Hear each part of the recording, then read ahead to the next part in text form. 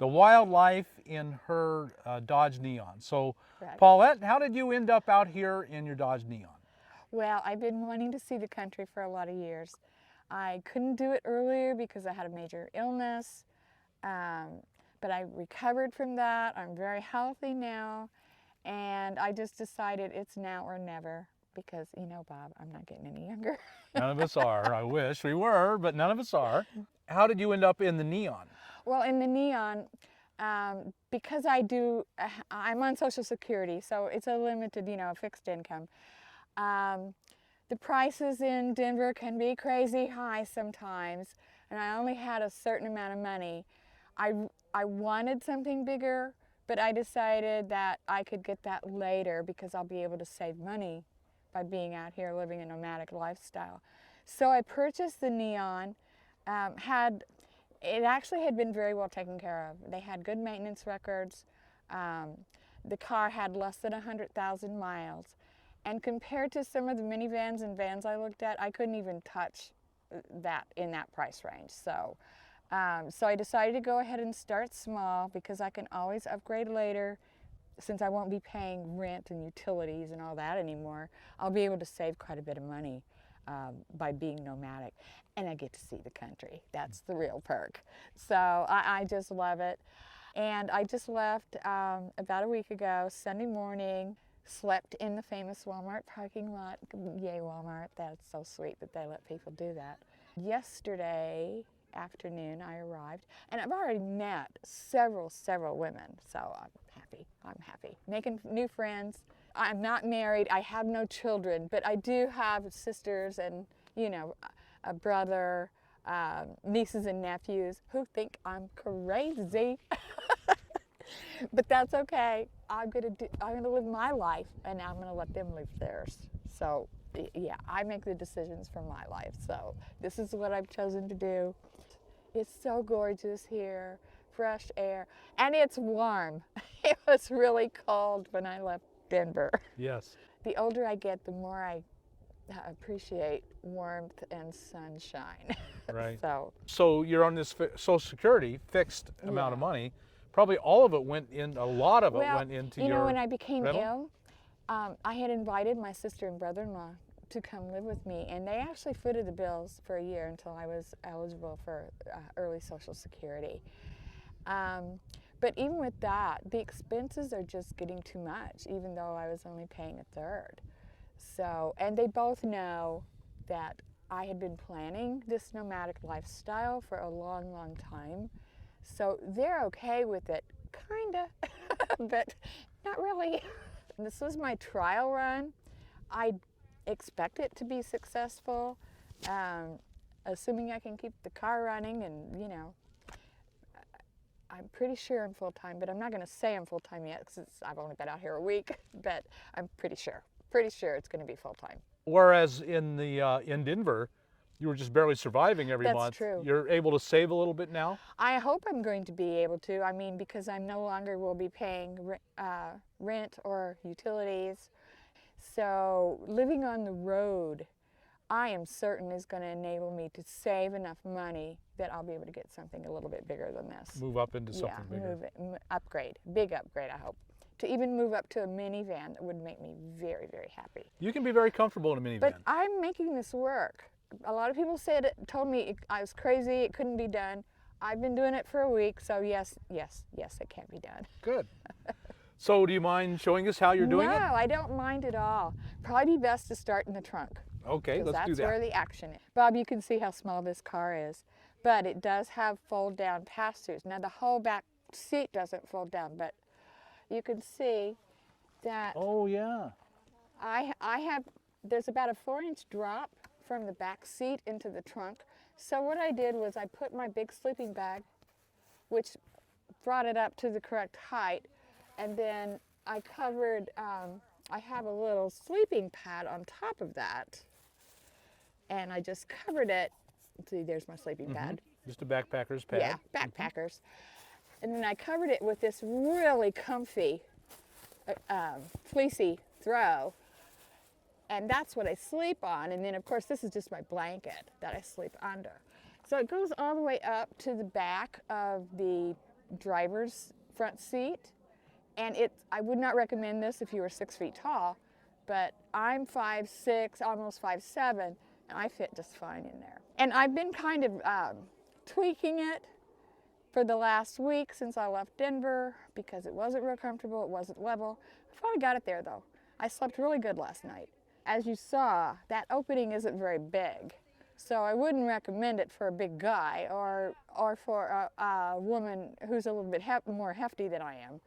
But for me, a medium, average woman, it works great. I do have to take everything out of my trunk in order to have a bed. So it can be cramped, but the only time I have stuff in my trunk is when I'm traveling. I do have a Coleman two-person dome tent. We'll be gifting that to someone. Don't like it? Because I've been camping since I was a child. I've always loved it. But I'm not quite as agile as I was back then. So I discovered that it's kind of hard on the body for me to crawl in and out of a little dome tent several times a day. So I'm not going to be using that, and eventually I'm going to be getting a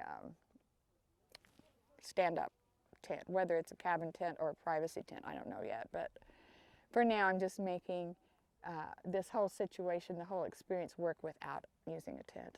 Normally I have tarps up, but it rained yesterday, so I didn't put them up. I took them down, actually. I usually stretch a tarp from the top of the car to that little white table there, and it provides me enough shade to keep my food out of the hot sun. I don't have a cooler, don't have room for one in this little car. I've discovered I really don't need one. If I want fresh things, I just run into town and they'll keep just fine for a day or two. Sure. So, but normally I just eat non-perishable foods is what I carry with me. So I know from experience that there are people out there watching this right now, and they're going to start writing in really soon about how sorry they feel for you, and it's so sad that you have to live this way. So people are basically going to say they pity you. Should people pity you? No, I'm doing exactly what I want to do. I've always been a traveler. I've traveled internationally, and I've been all over the country. I was once married to a truck driver and rode with him. So I worked out in the middle of the Pacific when I was younger, and was in and out of Hawaii every 8 weeks. Traveling is in my blood. It always has been. This is a different kind of traveling for me because I don't have the same funds that I had when I was younger, but it's still what I want to do, and I'm going to do it. You have a home to go back to. I have a home to go back to if I choose. I probably won't choose to do that, but it is there. So, But you don't want to sit at home in a rocking chair waiting Nope. to die. You know, I'm pretty active. I walk on average 3 or 4 times a week. Back home I did 3 to 5 miles each time. So I'm not a couch potato. Nothing wrong with that if you are, if anybody is. But I've always been active. So this lifestyle isn't really that hard on me. Living out of a little car like this is work. It's physical work because you got to take everything out, set it up, and then if you want to go somewhere, if you want to go to town, you got to put everything back, you know. But I don't mind that because I'm doing what I want to. Right. So you need to try new things and learn new things and do new things to keep yourself going forward. And many of us in retirement, every day is a gift. You don't know when your last day is going to be on this earth. So if you have anything in your bucket list that you haven't done yet, you better get with it. Yes, absolutely. You never know how many days there are. So let's take a look at the rest of the car. Sure. I use these little pillowcases for privacy. And then on the back, I have sunshades. Now, normally you would be able to roll your window down, but because I have, as you can see, frameless windows, I can't roll that window down. But it provides great privacy, and I like it way better than I did the Reflectix. I had used Reflectix and cut the shapes for the window. They kept falling out, and I go, I must not be doing it right. But then I saw these on Amazon. I said, oh, gotta have those. And look they great. do cool the car. They keep the car nice and cool. So if I want airflow, I just roll these windows down. And during the day, when I'm out and about, I usually leave my car open anyway, unless I'm leaving for something, and then I'll lock it up. But so I just have this up here with some clips on a little bungee cord. And it's really easy. I just hadn't taken them down yet today. Excuse the mess, I didn't know I was going to be interviewed. So I try to keep the driver's seat clear at all times. So if I do need to leave for its safety or whatever reason, I can just hop in there and take off. My things that I have outside are not so valuable that I would risk my life for them. I would just drive away and leave them. This is what I use around the camp. So if I need to carry anything with me and my water, and if we want to have a little meeting or whatever. And I'll just scooch to the other side. In the back, you can see my bed there. It's really comfortable.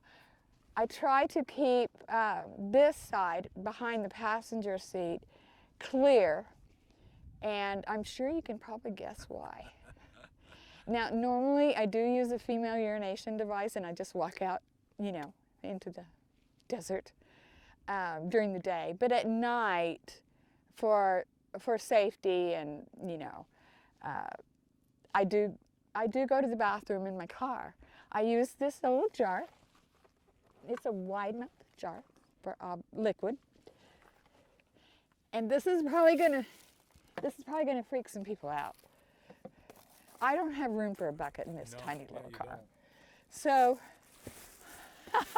sorry, you've already set up with the bag. We all know what this is. You see them at the hospital. I used to keep this in my car years ago when I road tripped with my mother, because we frequently went in the back country where there weren't any bathrooms. So I always carried this in the car with her. Now I use it. Yeah, works perfectly. That's, you know, that's just when needed. Right. I have a place for everything and everything in its place. Right. Otherwise, I would not be able to make this work. Right. And you can see I have my Lucy light out there charging. I do have a couple of battery packs. I have one of them is an emergency car starter, and I try to keep that charged up all the time, but it's a little difficult. I'm going to be getting a solar panel after my next paycheck, just because I find it difficult not to keep my devices charged, but to keep my chargers charged. Right. So, and I have been told that it's really not very good for your vehicle to let it idle excessively to charge things. That's right. I don't have that much. I have my phone, of course. I have a tablet. I left my laptop in Denver eventually. I would like to be able to use it, but I knew it was an energy hog, so I just left it. The other charger I have is one of those little 3-panel, like a backpacker's type of device. I'm not very pleased with it. It's supposed to be a solar charger, and it's been out in the sun all day for like 3 days, and it still isn't fully charged. So eventually, yeah, I do have to do that because it's just not convenient to have to go driving around just because you need to charge your charger. I mean, that's kind of crazy. On the other side of my car, I have my table set up and my chair and, you know, just my food boxes and things like that. I do keep extra paper towels and things like that to keep my little place nice and tidy. It's a simple life. I came here with 1 bag of clothes, 4 outfits, another bag with just sweatshirts and jackets, because the first time I tried this in December, I took way too much stuff. Everyone does. I drove someplace to get a shower the other day, and all their hot water heaters were broken. Oh no. But I keep myself clean with baby wipes and just plain old water. I mean, I use water to brush my teeth and stuff. I don't care as much about my hair here as I did there. I usually have this hat on. So, and I also have a couple little head wraps if it's cold. You can't really live in the car that small. You live out of it And so this is kind of your home, really. It really is. I try to bring only the minimum in the way of utensils and cookware and dishes and things like that. So that's what this little dish pan is. It has my dishes in it. Just heated water. So I brought like one mitt for the camp stove.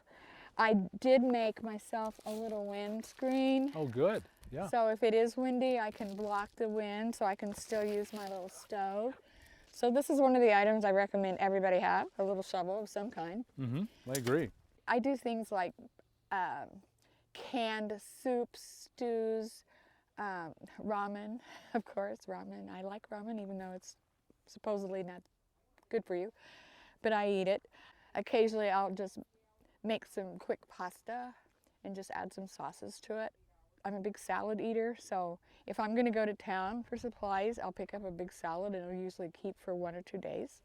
So that works for me. There's really nothing special here. These are items that you probably already buy. You Right. probably already have in your own pantry at home if you're in your house, because none of us make gourmet meals every single meal every day. So I just make sure I have some staples. So if I don't feel like heating a can of soup, I can open a pouch of tuna or a pouch of salmon, or I can open a can of canned chicken. So I'm not deprived. I do buy mostly in the fresh category just the root vegetables because they'll keep longer. And I do like my fresh fruits, but I just buy it in very limited quantities so it doesn't spoil. Now normally I have a tarp here. The tarp would be over the top of my car and it would run down to that side of the table. And the reason I do that is so I can keep all of these food items out of the sun. Right. Now, it was rainy off and on all day yesterday, so I took the tarp down. If it's really hot, I can stick my chair into there and sit under it too. Mm-hmm. So that is my home. And you'll be a snowbird, you know. Here, Absolutely. in the winter, you're in the desert where it's warm, and when this gets unbearably hot, you'll go up to the national forest where it'll be pleasant. Absolutely. Paulette, thank you so much for sharing your home and your life with us. I know it's an inspiration for people out there to, no matter what your age or your situation in life, you can make your life better by grabbing adventure and living life. Yes, and there's nothing better than that. Yes, absolutely. So folks, I hope you got something out of this. If you did, like us on YouTube, subscribe to the channel, hit that thumbs up button, and we'll talk to you later.